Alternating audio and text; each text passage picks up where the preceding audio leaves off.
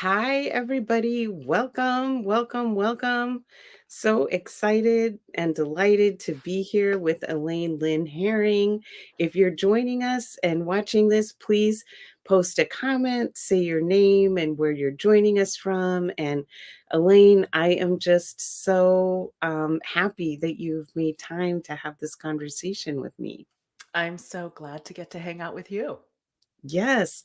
And if you all have not read Elaine's book, I highly, highly recommend Unlearning Silence: How to Speak Your Mind, Unleash Talent, and Live More Fully. Highly recommend. So, Elaine, I was hoping we could talk a little bit about um, in this time of a lot of politics and swing voters and oh my god, are white women going to vote for Trump Mm. again?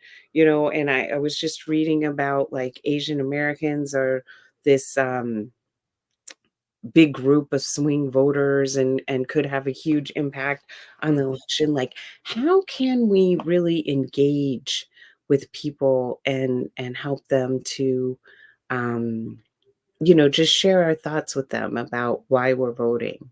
Yeah. Let's acknowledge what we're up against first. And as I say this, I am flashing back to a couple weeks ago, sitting around a campfire with my parents when my mom decides to say, "So, what do you think about all this Kamala stuff?"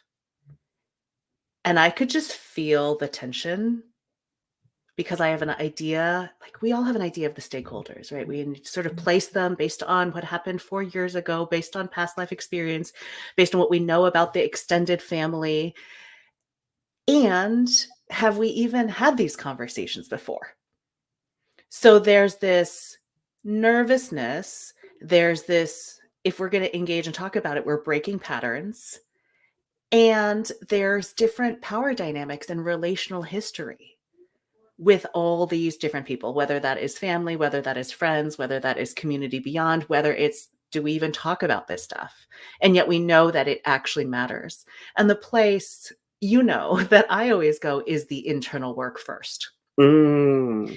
And I remember when Biden said he was stepping aside and Kamala was the nominee, and I was like, okay, everybody, right? We're raising money and we're doing these Zoom calls, and that's amazing. There's such energy. And I am like, let's take a minute. What do I actually think?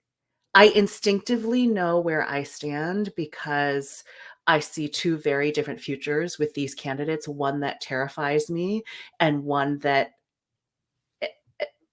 both excites and makes me nervous in the do I even let myself hope? Mm.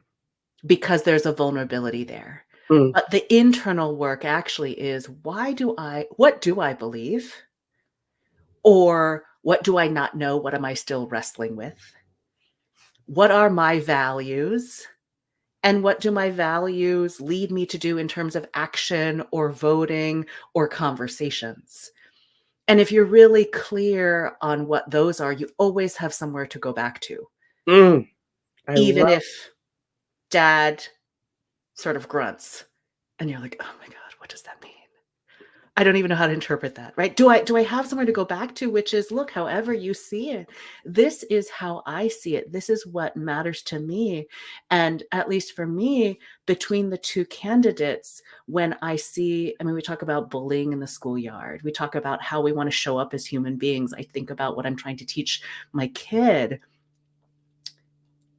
I can't stand behind that ticket. And it almost is baffling to me that someone would. And so it's this emotional reaction that is laced with frustration of how could you even, and yet needing to articulate what are the layers behind that, which was Mm. that internal work for me. Okay, what do I believe?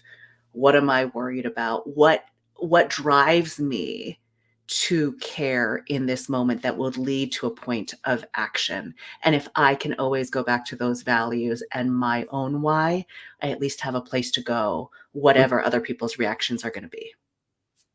Wow. Thank you so much for that super rich answer or Mm. commentary. That was fantastic, and I feel I literally felt your energy and mom, and it was reminding me, the name is eluding me, but there's an expert, basically the guy who originated deep canvassing, or one Mm, of the originators of deep canvassing, spoke about why he never did it with his family. It's mhm. like, when you're with your family, there's too much stuff there, and Yeah. it's not the right, he's like, "It's much better to do deep canvassing with a Mm, stranger than mhm. to do with someone that you have history with." Which is so interesting, right? Because if we are most persuaded by the people we actually know, then how much do we engage with the people? Not to say that family is actually the people who know us, or family of origin are the people who know us the most, but how do we manage that tension? Right? You hear the calls to everybody talk to your people. Okay, well, I have history with all my people, and some of these relationships are really fraught. And to do that, I have to break patterns versus going and talking with a stranger. Mm, And I don't think there's a right or wrong answer. I think it's always an energy allocation.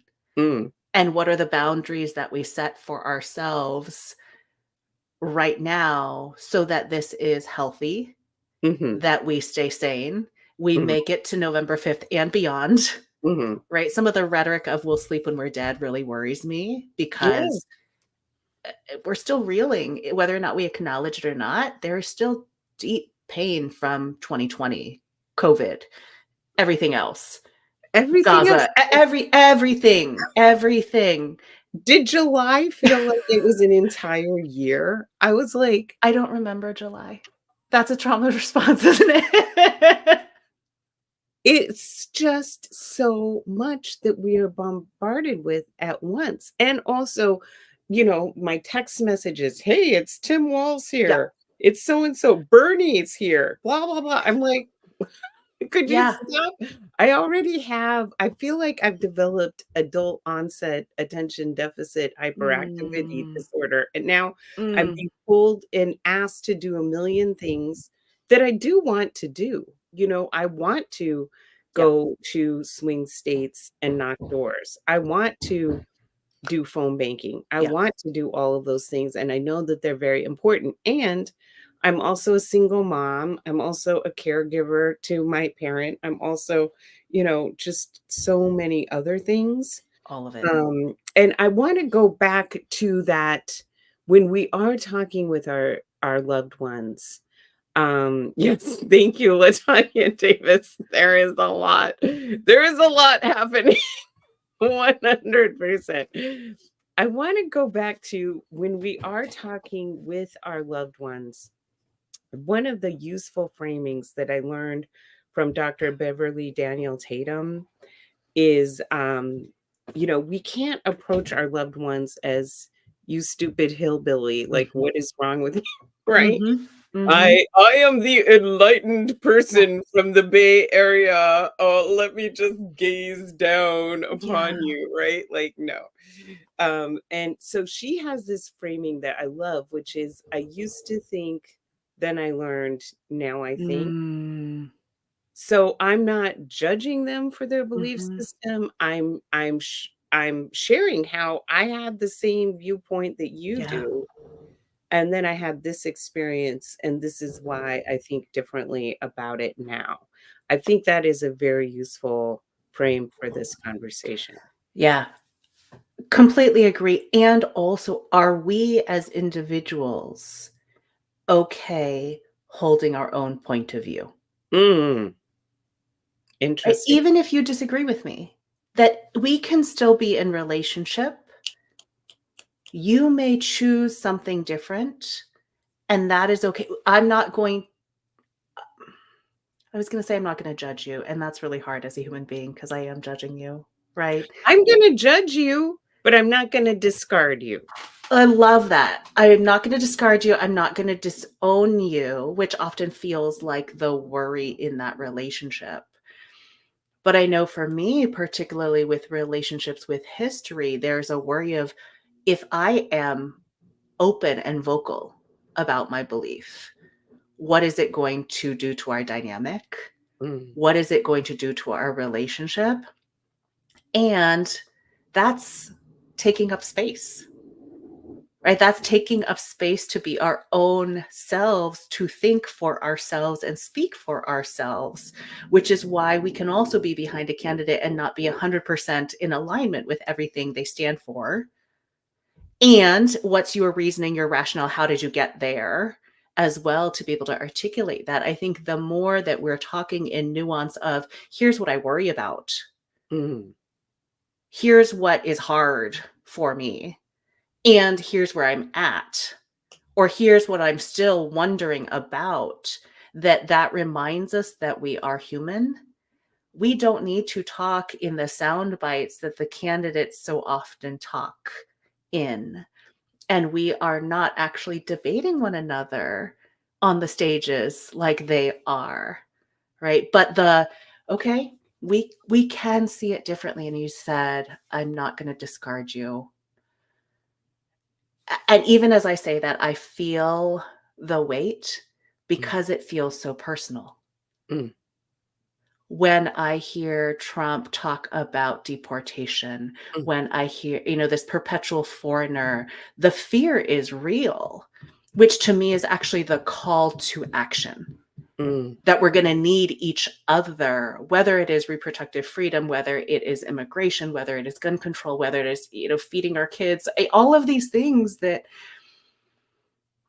I it gets hard for me to articulate when I feel like it's so obvious and so fundamental. It's like a fundamental human right. It should not be debatable whether kids can go to school without the fear of getting shot. Why is that up for debate? I mean, we can see taxes differently, but this one strikes in a different way. I also want to highlight not just I think a little bit more nuance as to there's a lot happening, which is even as I sat in on calls of, white dudes for Kamala, honestly, I bawled. mm, Um, Sort of oh my God, do you actually believe what you're saying? mm, Do I let myself believe that you might actually, real men support women, real men mm, respect women? What a novel idea. Why is that even needing to be said? And yet it needs to be said. And noticing the stress within my body of, I don't want to get my hopes up because I mm, don't want to be let down. And yet that emotional numbness is often leading us also to disengage and to inaction, but to be open to the possibility, right? So it's this, how do I let myself feel, oh, that was really healing.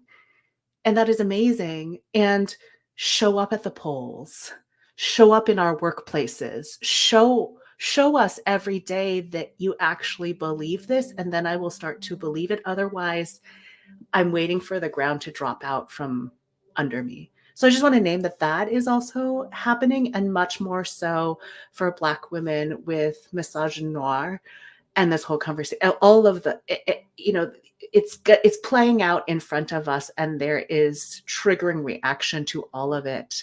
And what are the boundaries that are healthy? I know some of our favorite voices on LinkedIn have said, I'm staying off through election season. And as much as I miss their voices, I'm so grateful that they are taking care of their mental health and wellness and real life, mhm, because it's brutal, right? That mm, balance of how much do I engage? How much do I get my hopes up? I want to do what I can. And the question I've come back to is, what is the highest value thing that I can do? mm, Because there is that frenzy of do all the canvassing and the phone banking and the donate and the Zoom call it. And if you don't, somehow you're not doing enough, and therefore it's your fault. And that to me is just another layer of guilt that we don't need to carry, versus what can I do? And more specifically, what is the highest value thing I can do? So I've been really sitting with that question of what role do I play in this, particularly as we juggle all the things and care mm. for all the people. Exactly. Thank you so much for sharing that.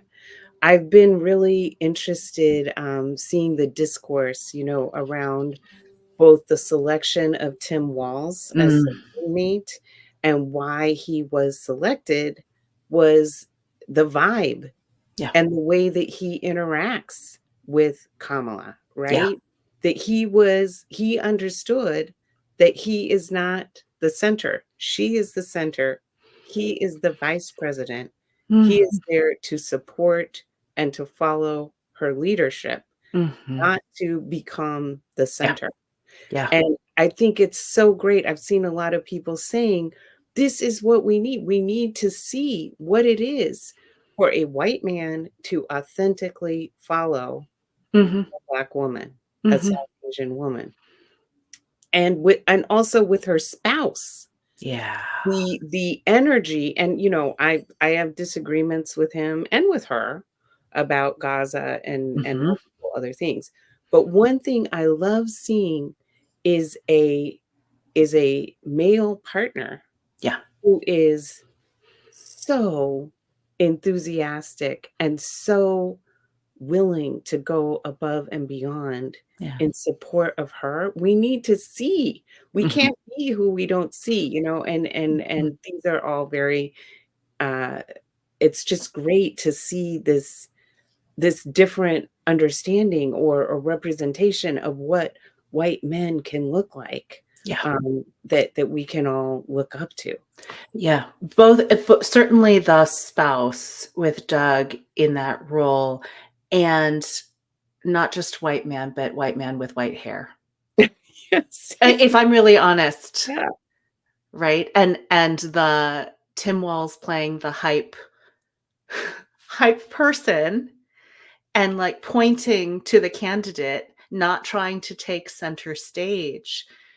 That's so different than all of the paradigms when we are in corporate America and look at our leadership teams, look at the C-suite, and again, there's so many meta conversations around this election, around messaging, around masculinity, around roles that we might play, of how we show up. And one of the things I really appreciate about Kamala and Tim is hey, we may look really different, and there's so much commonality in our stories, in our values, and that common humanity. I mean, even from Tim missing her call, that is one of my favorite videos now out there, of it going to voicemail because they didn't recognize her phone number on caller ID. Can we be imperfect in Mhm. that way? Can we be human in that way? And if we can be human together, how much more likely we're able to actually coexist, work together, allow ourselves not to have to be this perfect. None of us are perfect. We're all fallible. And so that's part of the hope for me here, at least in just seeing this campaign and They're thinking giving about us permission. it can be messy. I mean, you and I were talking before we went live of how much we're juggling and school forms and this and that. Um, Life is messy, but the mess doesn't mean we can't have impact. Yes. And Yes. so I'm appreciating seeing that and trying to lean into that. Yes. I love what you're saying. And then to your point about misogynoir and how it's just accelerating, and what can we do as non-Black women to be in sisterhood and solidarity with the Totally. Black women in our lives, and support, protect, do all of the things that we Mhm. can, uplift, Mhm. uh, in every way.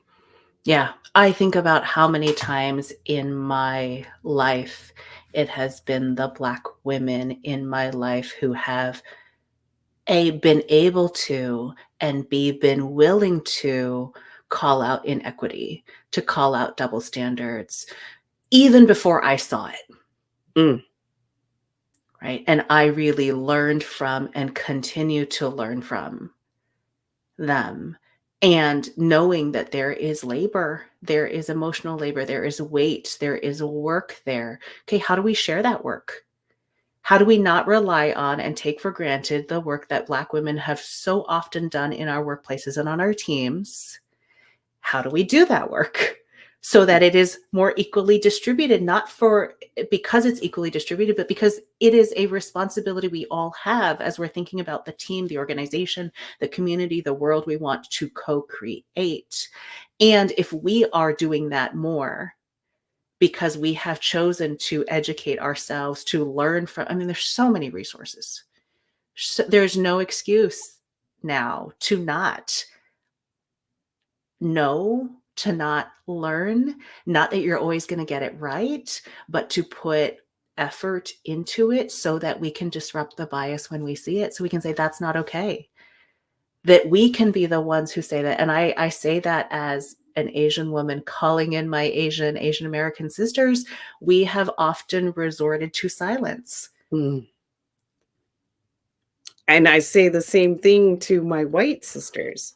We who have benefited the most from the civil rights movement while contributing the least, while actually actively working against it in many cases. And white women are the number one beneficiaries of all the laws that got changed Mhm. through the literal blood of Black women, Black men, Yeah. and then we swoop in and suck up all the benefits. But where are we in the Mhm. struggle, and Mhm. where are we as sisters in the workplace? And Minda Harts just released a Mm. trailer of her new movie. I mean, Yeah. it's literally like a horror movie. What white women do to Black women in the workplace is often like creating a horror movie. And I will say then, I mean, if we play out the cast of characters that we've all been a part of, if we watch that trailer, and I haven't seen the whole movie, right? But where is the Asian or Asian American voice in that? And how often, and I know I've done this and I've benefited from my proximity to whiteness Mm, in thinking that if I act more white, that will protect me. And it doesn't. And meanwhile, who is absorbing the damage? mm, And and we zoom out and say, how do I actually want to live? mm, What do I actually want to stand for? What are my values? Not necessarily the values for my family of origin, because that could be different. But how do I want to live? How do I want to show up? And that we're getting in the ring, not as bystanders, but in the ring. So often we talk about not being visible, right? Talk about not being counted. I mean, some of these election polls, you don't actually see the Asian or Asian American voice in the demographic. It's like, okay, that's annoying. And why is that analysis happening? Sometimes it is journalistic bias. Sometimes it's because we haven't actually shown that we are a force because we're observing more than we are doing. So mm, let us do while also working on the journalistic bias. mm. Yes, I love all of this. And I often say it's not as if, and not that all Asian Americans immigrated here, but it's not as if when you immigrate here, they hand you a guidebook Oh. to this is America. Like Well, and this is where I go of, um, there's so much invisible work that is happening, and that term is often used in terms of the second shift or household work or office work. But what I mean by invisible work is the wrestling, the healing, the do I let myself believe, as well as what did I walk into here? Mhm, My parents immigrated from Taiwan. We were very privileged to do so, and they came here for a better future. Better future was ignoring the and I think without the information of the history of the United States, what this country was founded on. mm, And so we've benefited from citizenship. Well, that is part of the history. How are we going to engage with that, reckon with that, and influence the future? of the country because where we've been does not, and I'm not even trying to quote a campaign slogan here, we're not going back, Mm. right? Where we've been is not where we need to go back Yes. to. But are we aware? Are we wrestling with it, even if it feels like cognitive dissonance of, oh my gosh, I didn't know. Okay, now Mm. you know. What are you going to do about it? Or what do I need to learn about and make those choices going forward? Because that I didn't know. Okay, that's a point in time. You can't be Mm. stuck there. Yes. Well, what you're talking about reminds me so much of uh many years ago, a friend of mine was running for city council in New York City.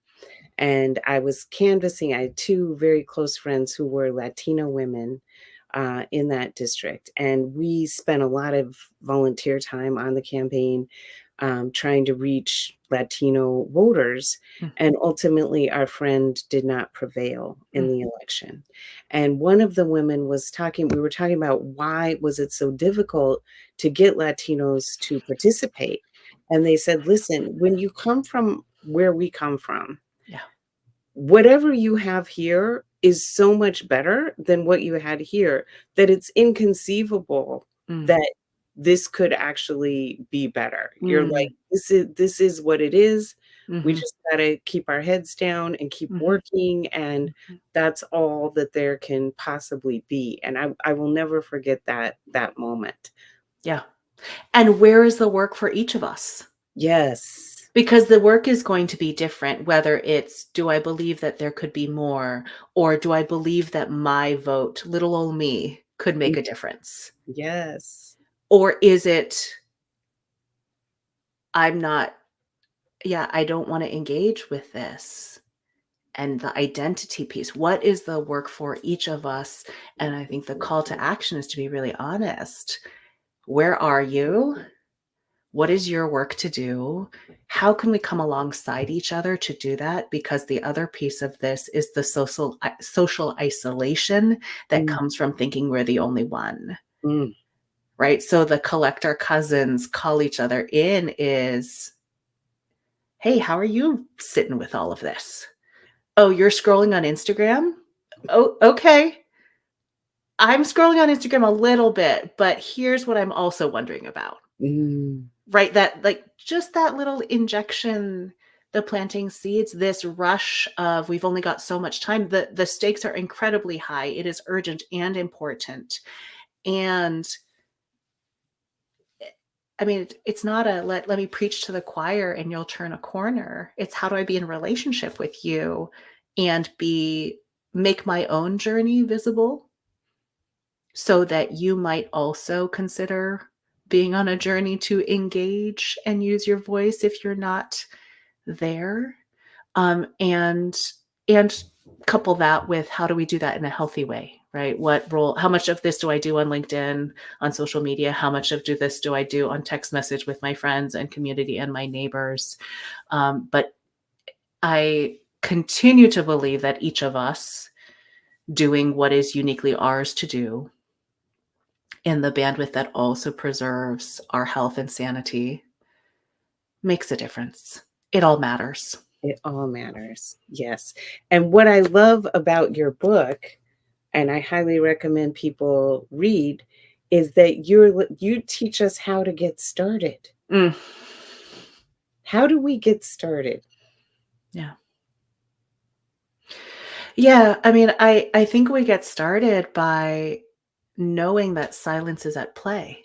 Mm, When we think about silence at play in this election, it is voter suppression, it is access to polling stations, it is how long those lines are going to be, that it is uh, befuddling to me that there isn't mail-in ballots everywhere as a default, right? All of that silent inclines people towards silence because of the barriers, because of the lift, because of the cost to even exercise the vote. Do you know that you can vote? Are you registered to vote? All of these pieces. And then there's the internal silencing that we do of self-talk of my voice doesn't matter. Um, and silencing the do I let myself hope that our country and this world might be able to see a woman as president, right? If we let ourselves hope, we are more vulnerable to disappointment. Mm, But if we don't hope and we don't try, then we've already counted ourselves out.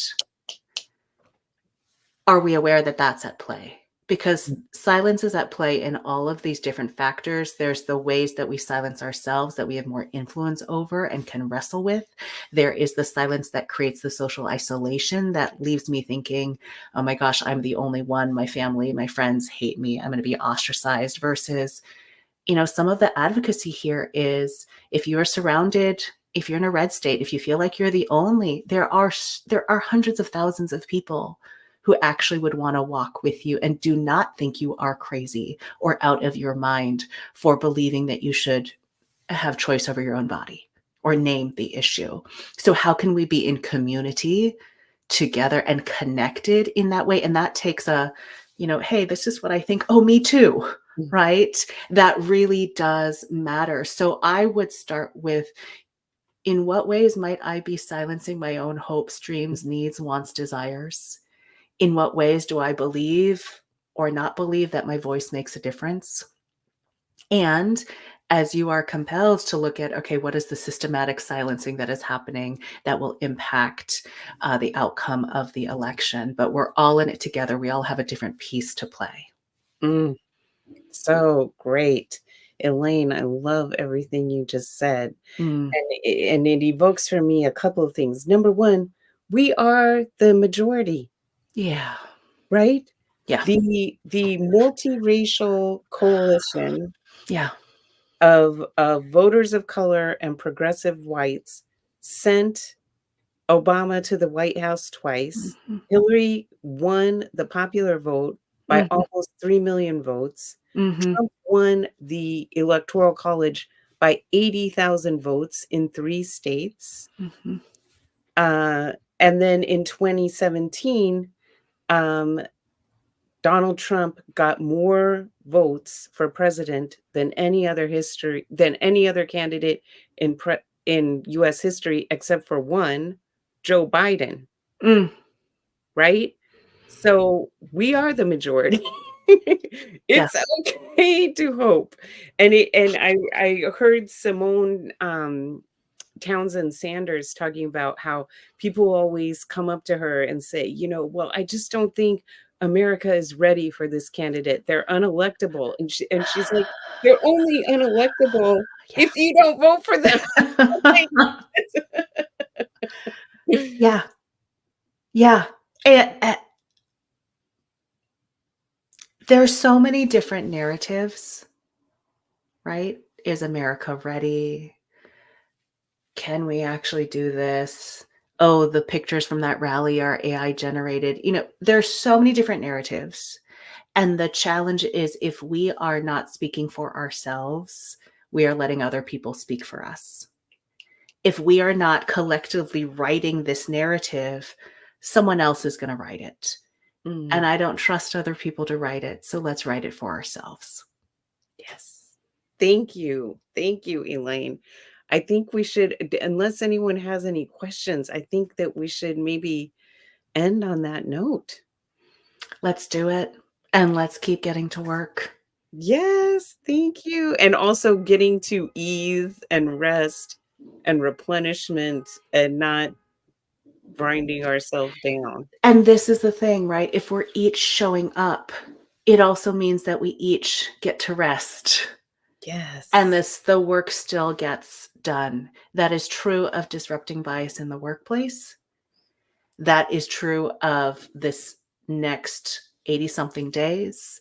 That is true of the future going forward. 1,000%. Beautiful, my friend. Let's Thank do you it. so much. I'm so grateful to you for making time. Thank you to everybody who popped on. It's so great to see you. And yeah, let's Until keep next in time. community. And until next time, thank you so much. Bye, everybody.